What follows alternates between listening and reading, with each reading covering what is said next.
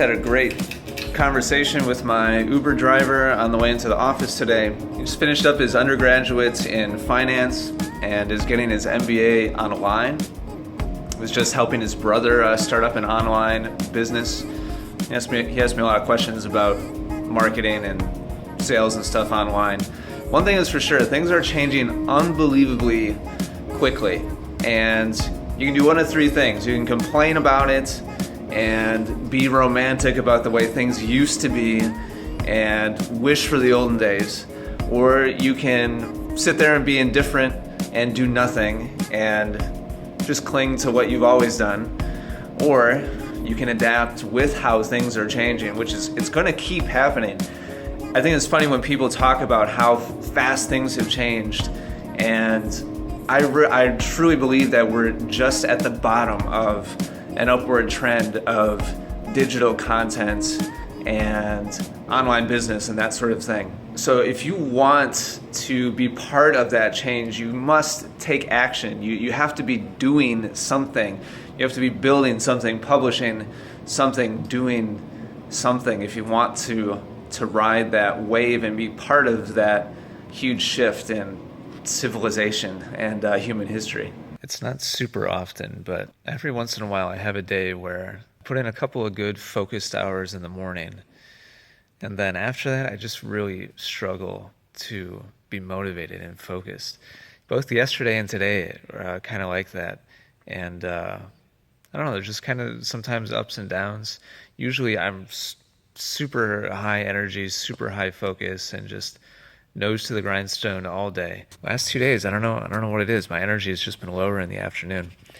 I'm still getting stuff done, but it's just not as much as I normally would in a full work day. I'll be heading home pretty soon, but first I want to show you something that is really, really gratifying to me and also encouraging and satisfying too. So these are outlines for practice plans that Kirby and Ira have come up with, and these are bonuses for the new course that we just released called Forehand Mastery. You'll see over here on the right side some notes from me. I just went over these for the first time today.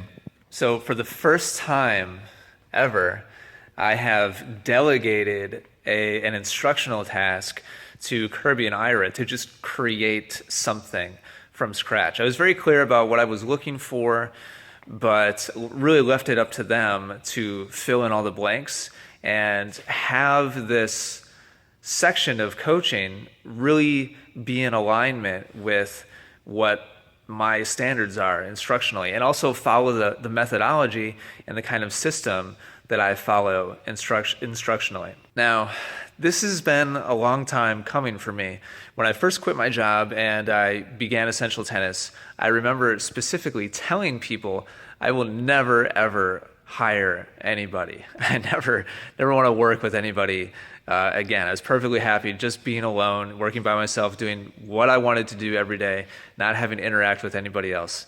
And part of that was I just like things being done the way that I want them done and the way that I think that they're best.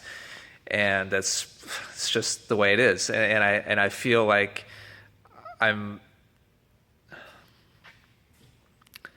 it's hard for me to compliment myself, honestly, but I feel very strongly about the coaching process that I follow and that I've learned and developed and continue to improve day after day, student after student.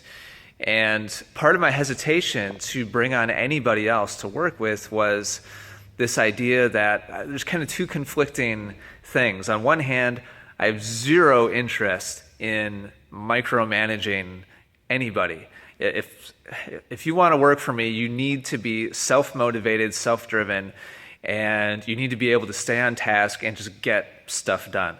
So on one hand, I don't want to be looking over anybody's shoulder to see if they're doing their job. I hate that. So that's one element.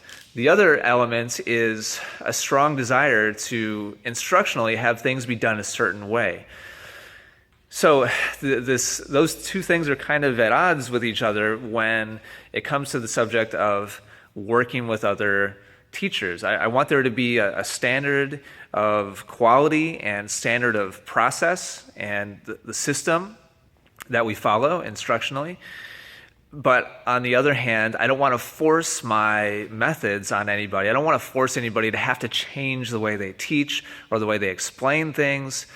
But at the same time, I want to make sure that what we publish, especially what we charge for, all has certain qualities and certain elements to it. So this was the first time that I completely gave control to Ira and Kirby and gave them a project, gave them a task, a section of the course that we just created to just do it, to see how they would do. They've both spent some time around me now, both on the court coaching, also watching my process as we create digital coaching. And so I felt like we had come to that point where it was time for them to go out on their own and just create something that fit in the essential tennis methodology. And I was really happy to go through that outline. And Kirby and Ira, I hope you both see this. I'll make sure that you both see this.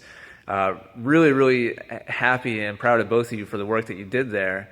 And even more so than that, I'm just really grateful that I'm working with people who respect and value the way that I'm trying to develop instruction, and are willing to have their own approaches conform to that and learn from me.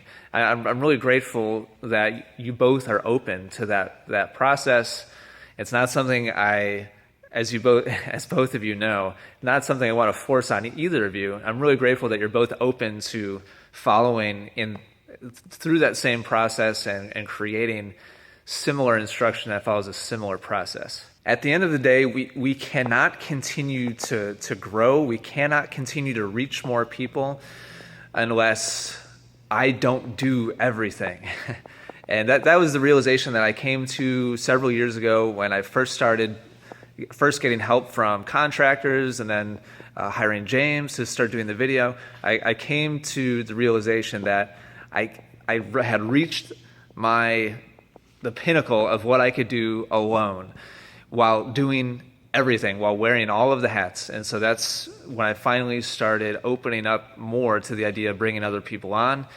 And so I realize now that it's not so much the only way to keep things where I want them to be isn't to be alone and be isolated and not work with anybody else. It's just a matter of finding the right people. If I have the right people, then this can continue to grow much, much bigger than what I could ever do by myself. And I have found that process to be super exciting and super gratifying and a lot of fun to see a team develop and kind of all rally around a similar vision of providing something really, really high quality and helpful and special. Time to make some tea. So I haven't made it so much recently because it's been hot outside, but I'm kind of obsessed with this Chinese tea.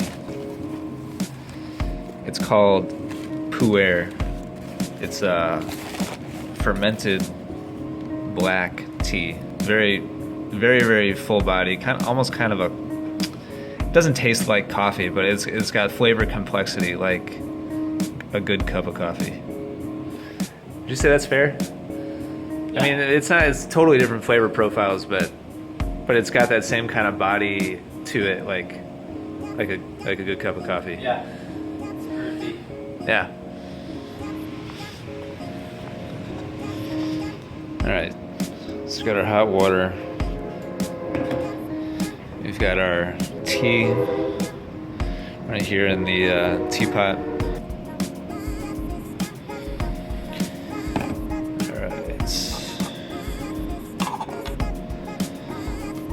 Give that a little stir.